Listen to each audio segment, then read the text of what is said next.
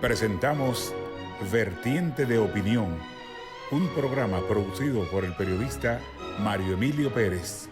Saludos, amigos de Vertiente de Opinión. Estamos medio pariguayos usando el argot popular en este sistema tecnológico tan avanzado. Es harto sabido que los que pasamos, como el caso mío, de 80 años de edad, pues no nos adaptamos tan pronto como los jóvenes a estas modernidades, valga el término. Nos da mucho placer tener con nosotros a Guillermo Caray, accionista moral de este programa. Él viene muy a menudo y cuando siquiera se pasa 2 meses sin venir al programa, que es, como todos sabemos, semanal, pues la gente me pregunta, los oyentes fieles de este programa, como el buen amigo Zacarías Payano, ¿qué pasa con Guillermo Caray? Digo, bueno, es que hay que variar. Es un excelente expositor y cuantas veces ha aspirado a una posición electiva, yo creo que si lo obligan a decir lo que él gastó, seguro la suma será muy baja, porque él la publicidad la hace en los medios de comunicación de manera gratuita. A veces yo lo llamo a su casa y su esposa, que tiene un gran sentido del humor, me dice, ve pasando canales a ver el cuál está en este momento, porque yo misma no le doy seguimiento porque a veces se me pasa. Digo yo, bueno, eso es porque él nunca llama a ningún productor de programa, a mí, por lo pronto, nunca me ha llamado para que lo lleve a Vertiente de Opinión. Y muchas veces incluso que yo lo llamo, tiene compromisos profesionales o políticos. Así es que vamos a dialogar con este distinguido expositor, un economista diestro y un hombre que no rehuye ninguna pregunta en los medios. Así es que pasaremos a entrevistarlo después de esta pausa.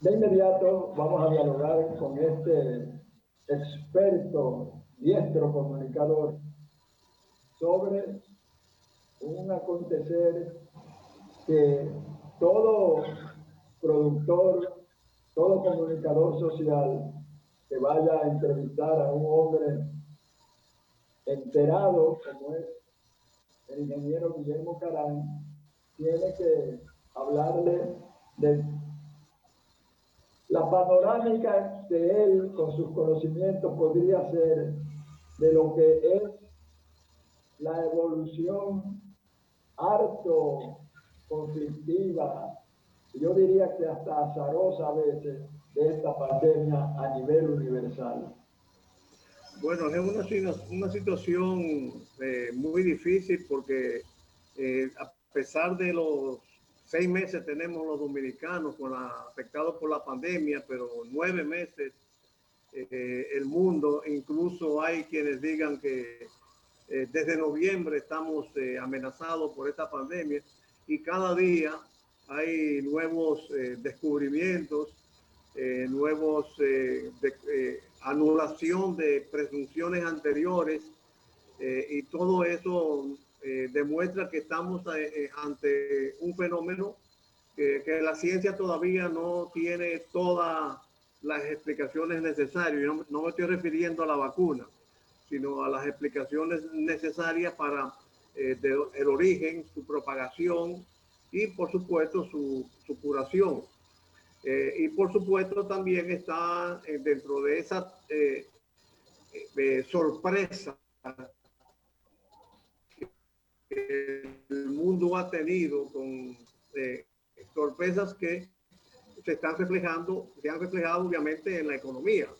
Gran parte de las soluciones inmediatas cuando tuvimos los primeros días de propagación del virus, pues la reacción más inminente e impulsiva fue la de enclaustrar a la ciudadanía, la cuarentena. Luego se fue avanzando y descubriendo que con algunas prácticas previsoras se podía volver a la normalidad, porque el cierre total de la vida de los pueblos inmediatamente abrió lo que yo llamaría otra pandemia, que es la pandemia económica, porque paralizar la producción significa paralizar la disponibilidad de bienes y servicios con que satisfacer necesidades, significa paralizar las oportunidades de trabajo. Hay gente que no tiene ahorro ni tiene despensa para acumular, para haber acumulado un encerramiento por mucho tiempo. Los puestos de trabajo se han perdido. Hay mucha gente que vive del salario del día a día.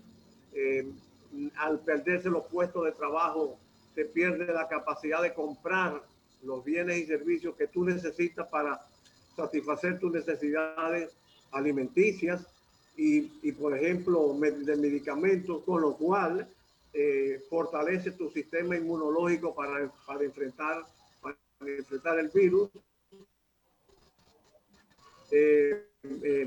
Y obviamente así se va encadenando todo, porque si los trabajadores no trabajan, no pueden comprar, y si los trabajadores no pueden comprar, las empresas no pueden vender, y si las empresas no pueden vender, no pagan impuestos al erario público, que es básicamente el motivo principal de donde se nutren las recaudaciones de las operaciones comerciales. Y si tú tienes disminución de ingresos y por otro lado aumento de gastos, vas a tener una situación deficitaria que o lo corrige con endeudamiento si aparece, o terminas emitiendo dinero inorgánico que se traduce en devaluación y en inflación, que crea a su vez otro problema económico. De manera que es una situación sumamente compleja que necesita del intelecto máximo de nuestros líderes, su dedicación al máximo también, y por supuesto el concurso de toda la sociedad, porque ante la incertidumbre de un virus que, como te dije al principio, no se sabe el origen, su propagación, y cada día hay un descubrimiento nuevo, que tal medicamento es el que vale, que aquel no valía. Antes se decía que no tomaran aspirina, ahora se dice que sí, que la aspirina funciona. Entonces, ante medio de esa incertidumbre, el concurso de todos los ciudadanos influye, particularmente en el caso dominicano. Fíjate, Guillermo. Así es que... No, indudablemente Ajá. Es difícil cuando se pone en la balanza moral, vamos a usar el término, la economía por un lado y la salud de la población por otro. Es una decisión muy difícil, incluso solamente un comunicador tan diestro como tú puede, sin parecer inclinado a ninguna de las partes, haber expuesto una teoría.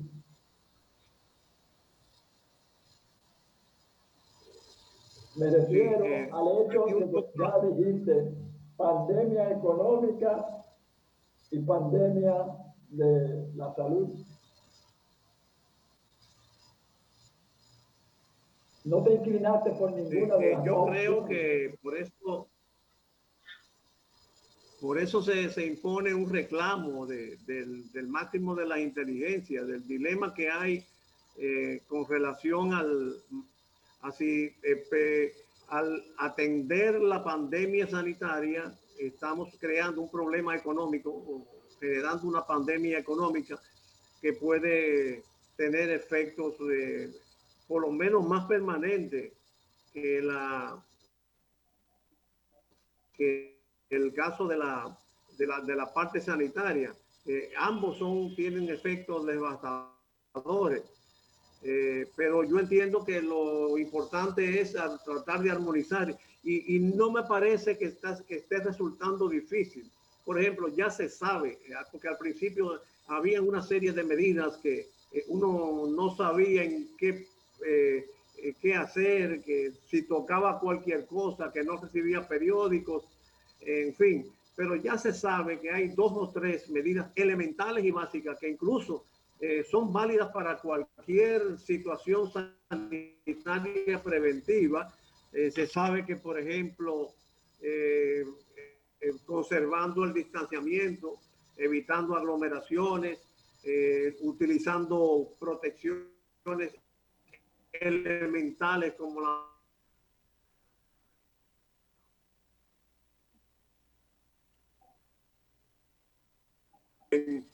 lavándose las manos, se puede ir a relativos de dolores. Hay actividades que son neurálgicas, que son claves, que son más complejas, como el caso del transporte, que, por ejemplo, todavía no hay una solución previsible para facilitar el flujo de transporte.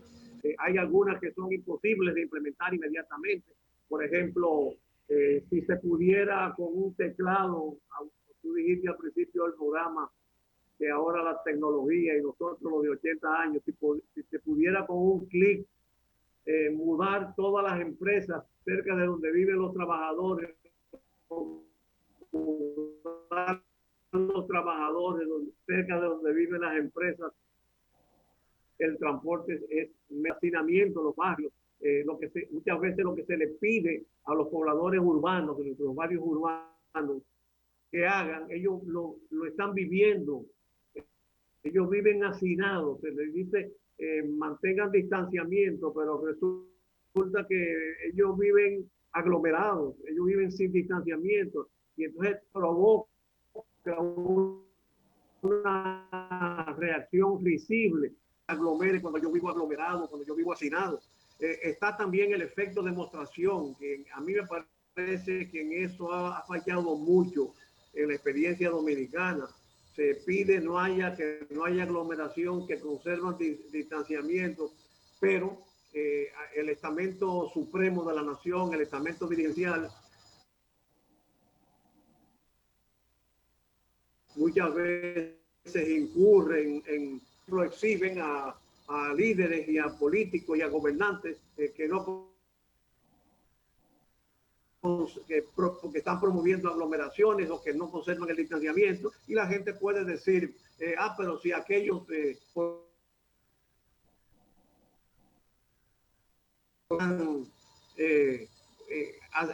¿y por qué yo no puedo tomarme, por ejemplo, una cervecita en el colmadón?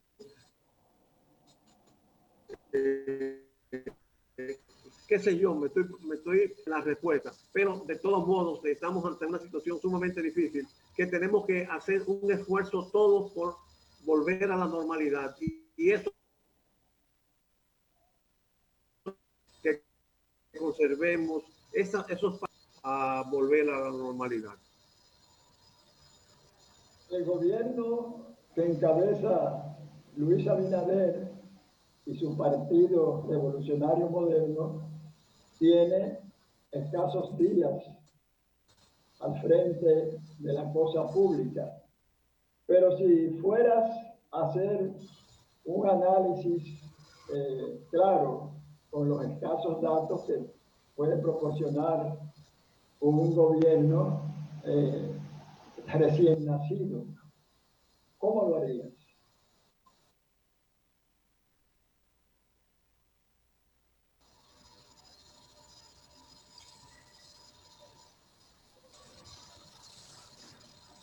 Bueno, por supuesto es muy temprano, son 40 días estamos teniendo hoy, entre hoy y mañana llegamos a los 40 días.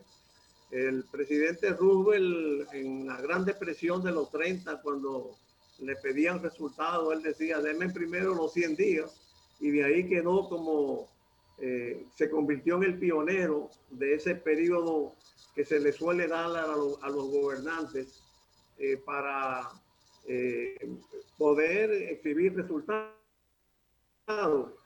Sin embargo, precisamente yo escribí en el artículo de hoy, que mi correligionario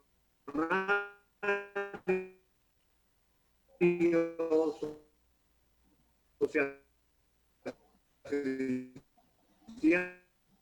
Luis Herrera Campins, cuando en el año 1980 dio un consejo: lo que vayan a hacer, páutenos de ahora.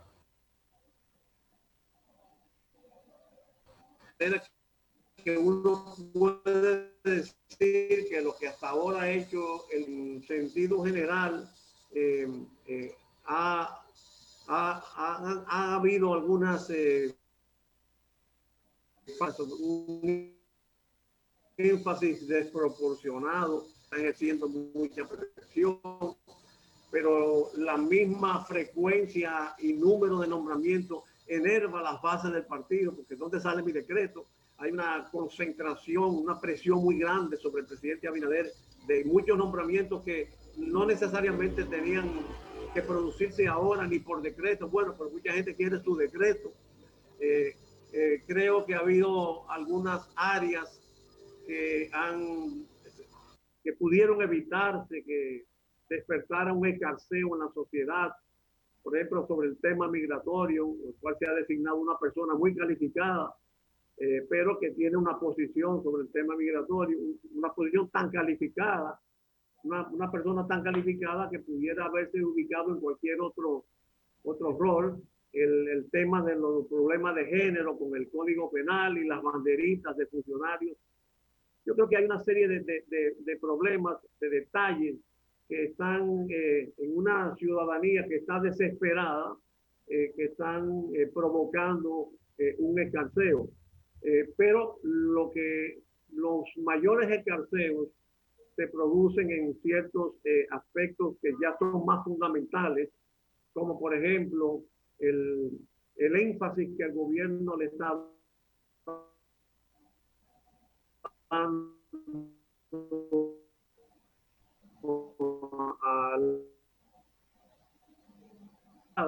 está despertando. Ha habido otras acciones que se han justificado precisamente en esas alianzas público-privadas, incluso algunas no necesariamente sujetadas a la legislación, como el nombramiento del director de INAPA, y eso pone en duda nacionalizando el país. Y por supuesto, el tema más neurálgico, que es la corrupción, con el caso más emblemático, que es el caso de Odebrecht, ahora que la procuradora se ha inhibido en coherencia con su posición anterior, pero eso como que tras avanzar con la intensidad de vida en ese proceso, porque bueno, se sabía que la procuradora había tenido esa posición.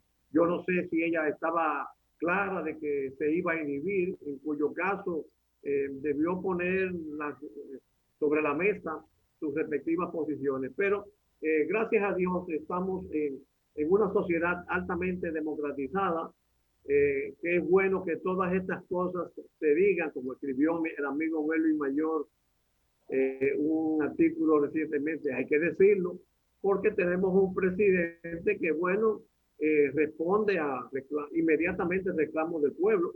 Por ejemplo, cuando se dijo que se iba a privatizar un hospital, el metro, el teleférico,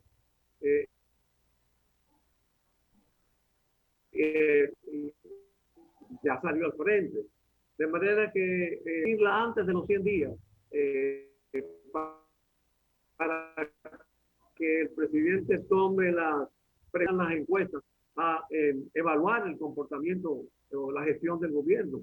El artículo de hoy, por cierto, perdóname que lo repita, yo lo comienzo con una cita de Konrad Adenauer, aquel canciller alemán, primer jefe de Estado alemán después de la Segunda Guerra Mundial, después de los nazis derrotados, que él decía que en la política es más importante que la ciudadanía le dé la razón a los gobernantes, que los gobernantes crean que tengan razón. Y eso yo creo que el presidente Abinader recibirla y hacer los ajustes en sus políticas de gobierno que sean más convenientes para el interés nacional.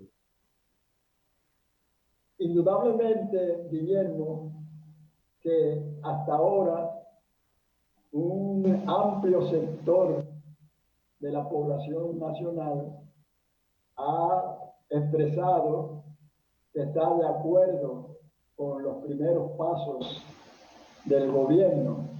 Ahora bien, está ocurriendo un fenómeno que no debe sorprenderte. Lo has vivido porque fuiste durante varios años funcionario de los gobiernos del doctor Joaquín Balaguer, donde, como es natural, había presión de las huestes del partido por las posiciones públicas. Entonces, uno ve que varios dirigentes altos del Partido Revolucionario Moderno no han sido designados todavía en posiciones ejecutivas en este gobierno. Bueno, realmente todavía es muy temprano. No, y además tenemos que entender que el gobierno está en una situación difícil que no le permite responder tan rápidamente como se quiere. Y además, obviamente, influye mucho la concepción filosófica del Estado. Por ejemplo, el presidente Balaguer siempre tenía entre sus primeras disposiciones estaba la austeridad, la disciplina fiscal, el no depender del endeudamiento en tiempos relativamente normales. Era un poco más drástico, más autoritario. Eso hay que reconocerlo, que no es el caso del presidente Abinader. El presidente Balaguer llegó al gobierno en democracia con experiencia de ser presidente. No es el caso del presidente actual, que por otro lado ese es un recurso. Pero obviamente como el presidente Balaguer y el reformismo llegó al gobierno con experiencia, porque fue presidente cuando Trujillo, sus medidas tuvieron un efecto más inmediato. Por ejemplo, la disciplina fiscal permitió tener excedentes fiscales, le pudo invertir en favor de las clases más necesitadas, no tuvo necesidad de esperar de endeudamientos, y eso son coyunturas, circunstancias que en un momento dado le sirvieron de provecho. Ahora la situación no es igual. El presidente Abinader es más joven, el equipo de gobierno es joven, el partido es un partido moderno, es de concepción socialdemócrata, que no tiene esa visión de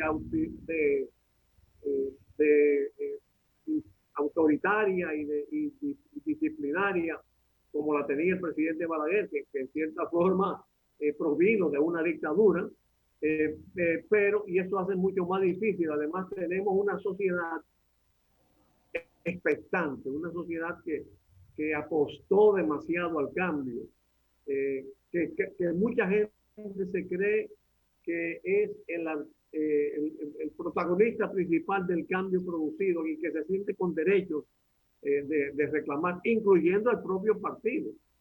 Porque usted pone a examinar, el presidente Abinader llega al gobierno con menos votos que lo que Danilo Medina llegó en el año 2016, con casi 300,000 votos menos.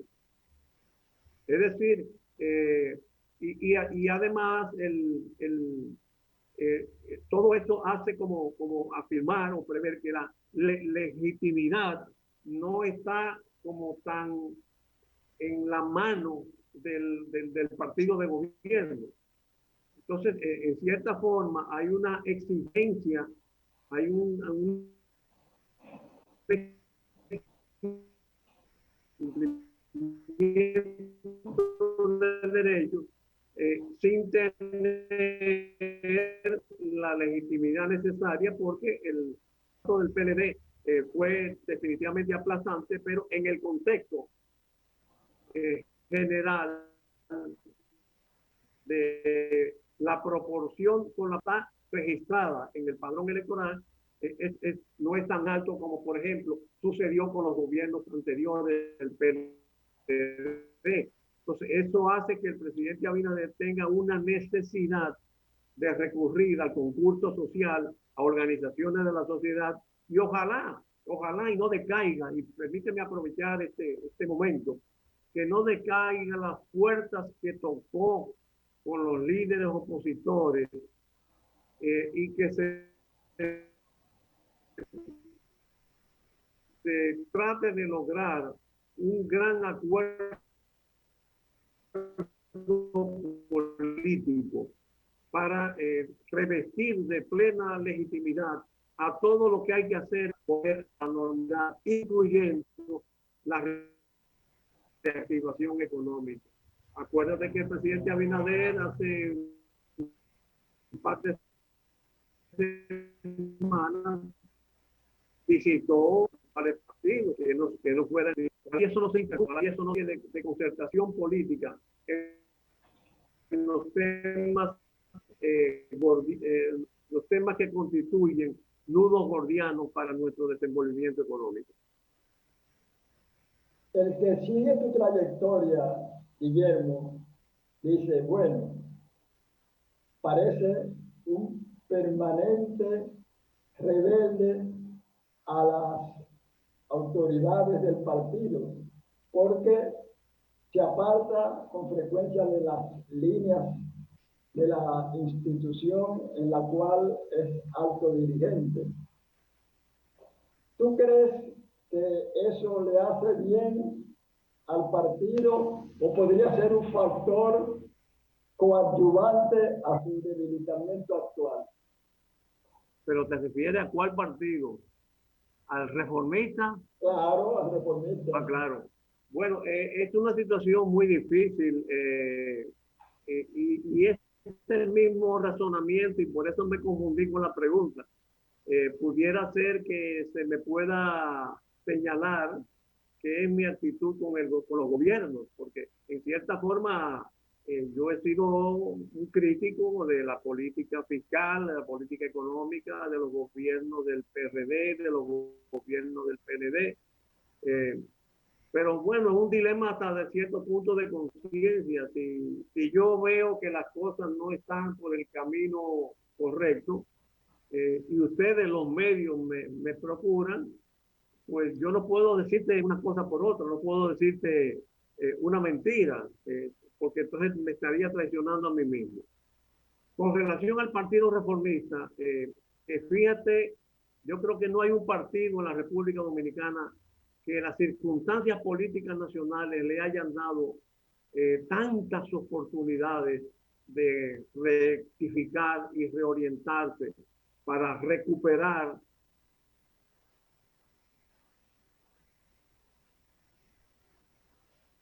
el sitial que tiene, porque no te olvides que aquí hace poco se hizo una encuesta de cuál era el líder político más valorado, y el presidente Balaguer salió el más valorado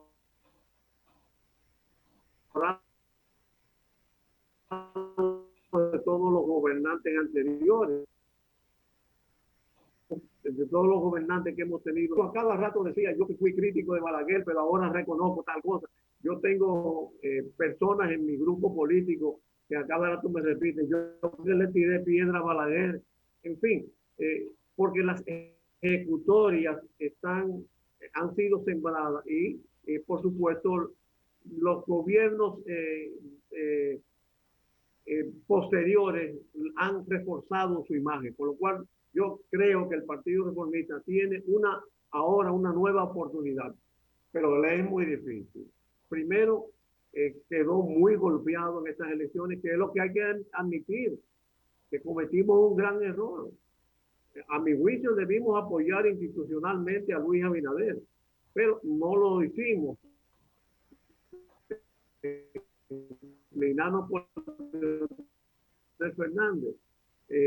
Pero ahora tenemos que hacer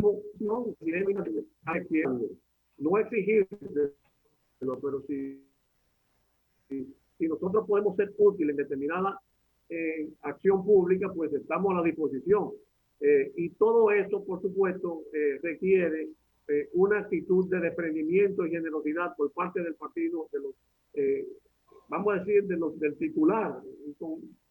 Cito concretamente al presidente Antún y al secretario general Rogelio Henao, de que dándole el tiempo prudente que se necesita darle al presidente Abinader, y como los canales de comunicación están abiertos, y si no se utilizan esos canales, poder diseñar una oposición constructiva en el marco de la presente circunstancia, que también es difícil, porque no es lo mismo una oposición constructiva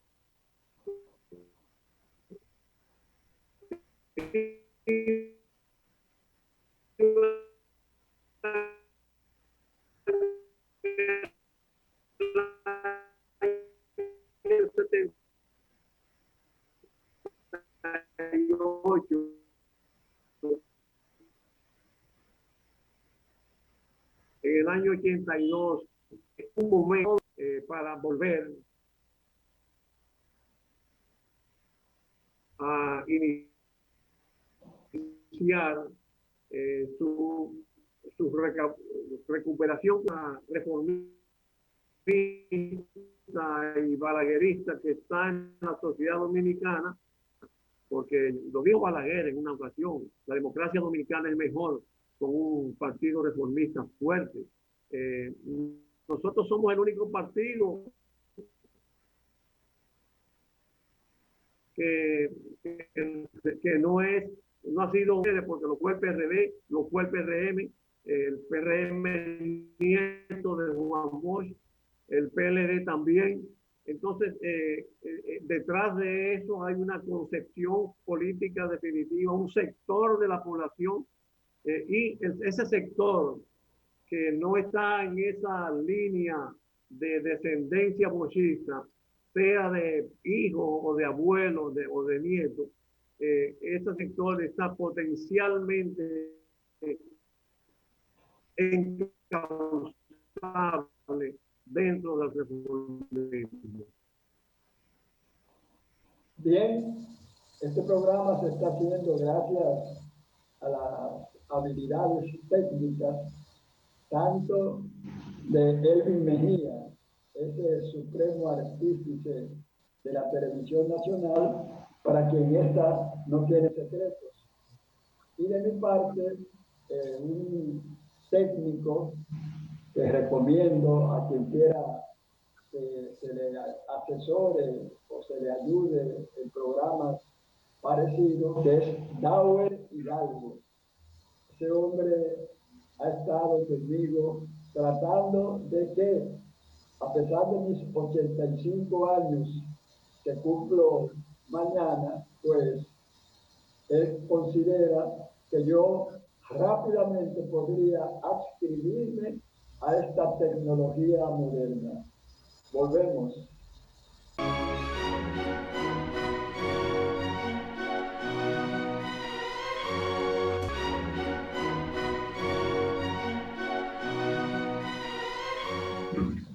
Bueno, después de esta pausa, pues vamos a seguir esta conversación. Decir que una conversación sobre el ingeniero Guillermo Caram es interesante, es instructiva, cae en el campo gramatical, ¿verdad?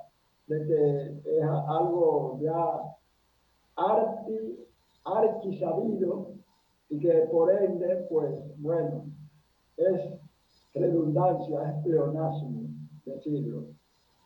Guillermo, situación internacional con respecto al país. El gobierno de Danilo Medina en las últimas semanas o meses rompió con Taiwán y dio inicio a relaciones diplomáticas con la China popular, con la China comunista. Pero luego se vio, cuando aspiró a continuar al frente de la cosa pública, una especie de reconvención suave del secretario de Estado norteamericano, Pompeo, pues influyó, de acuerdo a observadores, para que desistiera de esa aspiración y diera inicio a una campaña, según observadores, sin mucho apoyo del Partido de la Liberación Dominicana de Gonzalo Castillo. La pregunta es, ¿fue acertada la decisión de Luis Abinader y su gobierno de retornar con fuerza a la compactación diplomática y comercial y hasta política con el gobierno norteamericano y su presidente Donald Trump, tan controversial como polémico, aunque ambos términos parezcan sinónimos? Bueno, yo creo que sí, por lo menos coyunturalmente, me parece que hay que ser amigos de Estados Unidos por razones geográficas, sin llegar a caer a ser enemigos de China, porque en China hay un mercado y unas posibilidades que nosotros no podemos ignorar.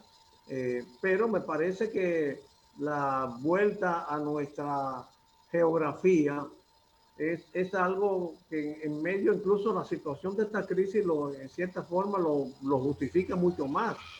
No es lo mismo exportar o importar de China que de Estados Unidos, que lo tenemos más cerca.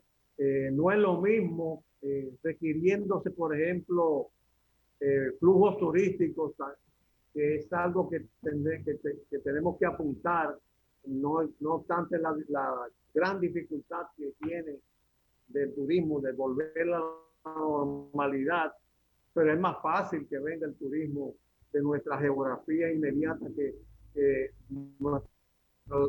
amplias latitudes. No es lo mismo, por ejemplo, el centro financiero económico que está en Estados Unidos, Nueva York, bajo las leyes norteamericanas, que puedan, ahora mismo acaban de emitirse y comprarse unos 3.800 millones de dólares,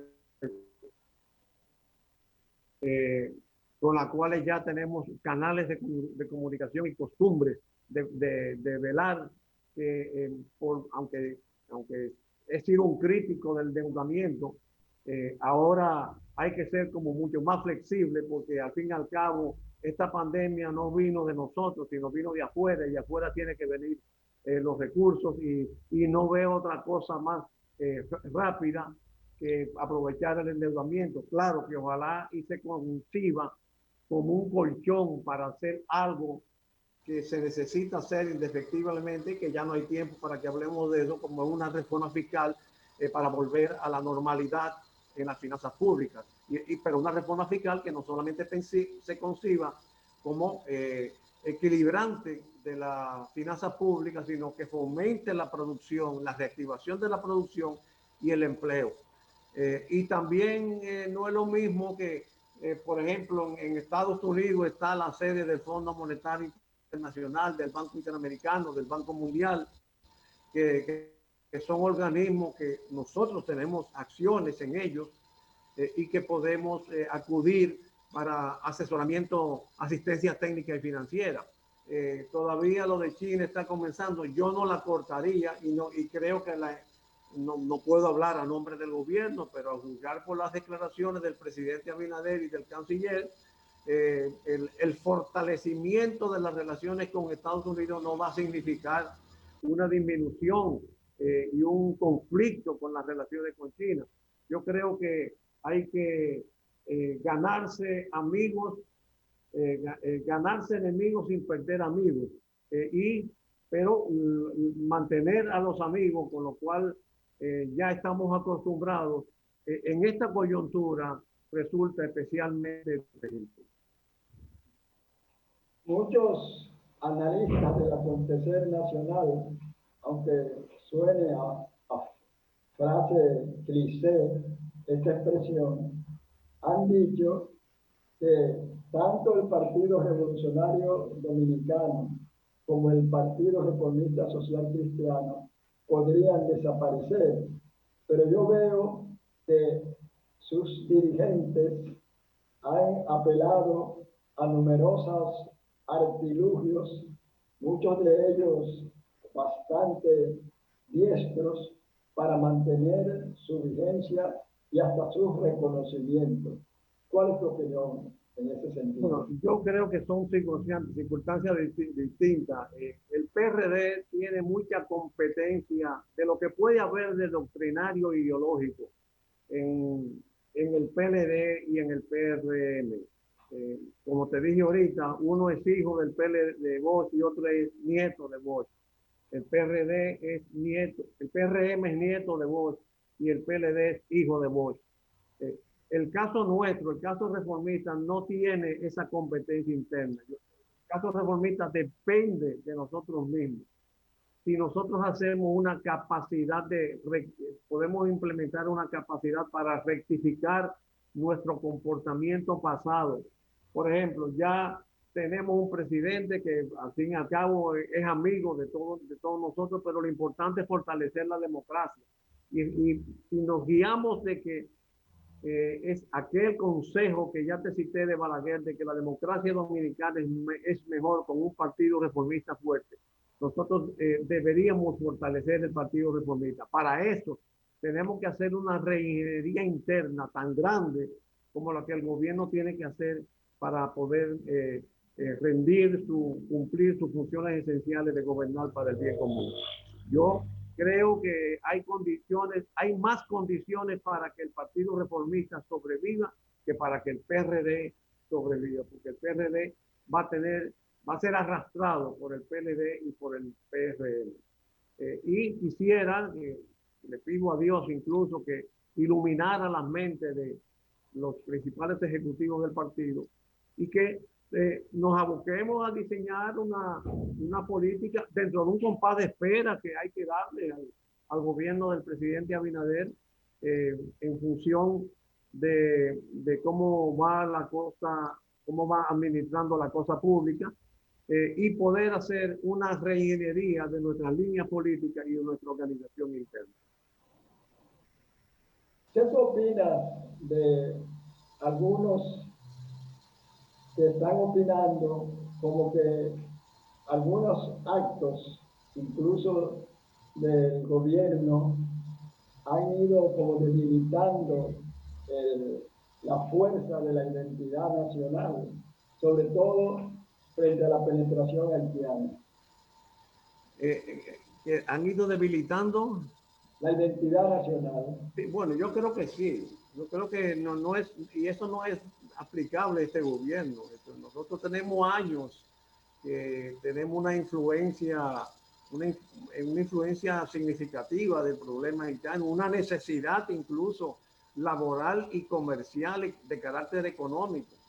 Yo creo que en lugar de seguir temerosos de esa infiltración, pudiéramos diseñar una política adecuada en función de los intereses de cada nación. Bueno, Balaguer lo dijo en la isla Rebé, trazó la pauta. Nosotros tenemos primero que ayudar a Haití a que se desarrolle para que no haya necesidad de que tengan que venir al país en búsqueda de la satisfacción de sus necesidades. Pero tenemos que establecer nuestros canales migratorios y nuestro desarrollo fronterizo. Y pienso que sentándose sin predisposición, podemos llegar a acuerdos grandes económicos, porque nuestro segundo país de comercio exterior es Haití. Nosotros necesitamos la mano de obra haitiana, que hay actividades económicas que no se están desarrollando si no es con la mano de obra haitiana. Entonces, esas son dos razones económicas, pero también hay razones de otro tipo, la misma identidad nacional, la sanitación, las presiones sobre las facilidades. Yo creo que tenemos que cambiar la forma, y en lugar de denunciar temores, adoptar una política agresiva para que Haití se desarrolle, que no tenga que los haitianos no tengan que venir al país en la cantidad que sea para satisfacer sus necesidades, asistirlos en ellos, invertir en ellos si hay capacidad nacional, como por ejemplo existe un proyecto muy bonito en la zona fronteriza, en Dajabón, organizado por el Grupo M, que es un proyecto binacional, pero conservar nuestra identidad nacional, y eso implica el control migratorio. A mí me parece que el gran escarceo que se ha armado nacionalmente, no ahora, desde antes, fue que se confundió documentación con nacionalidad. Yo creo que hay que poner bien claro esa diferencia. Nosotros, es cierto que no deben haber los 2 millones de haitianos que aproximadamente hay en el país, no pueden estar en condiciones de apatricidia, sin documento. Y hay que documentarlo, como hicieron las autoridades en Nueva York con los dominicanos y con los inmigrantes. Nos documentaron, pero no nos dieron la nacionalidad. Aquí, a mi juicio, lo que ha habido es una confusión confusión en las políticas públicas y confusión en la sociedad, en cuanto a que se ha querido confundir la documentación con la nacionalidad. Una cosa es que tú tengas un carnet de que tú eres un inmigrante haitiano que está prestando servicio en una actividad económica, y otra cosa es que tú seas dominicano. Eso me parece que es algo que debería deslindarse contundentemente en el presente. Bien, le agradecemos al ingeniero Guillermo Caranha, alto dirigente del Partido Reformista Social Cristiano, muy independiente, que haya aceptado nueva vez venir aquí a Vertiente de Opinión, del cual es accionista moral, como he dicho en más de una ocasión. A ustedes las gracias por la atención que nos dispensan. Les recordamos que estamos en la frecuencia 6, tanto de Claro como de Altiz Tricón, domingos de 9 a 10 de la noche. Hasta la próxima. Hemos presentado Vertiente de Opinión, bajo la conducción del periodista Mario Emilio Pérez.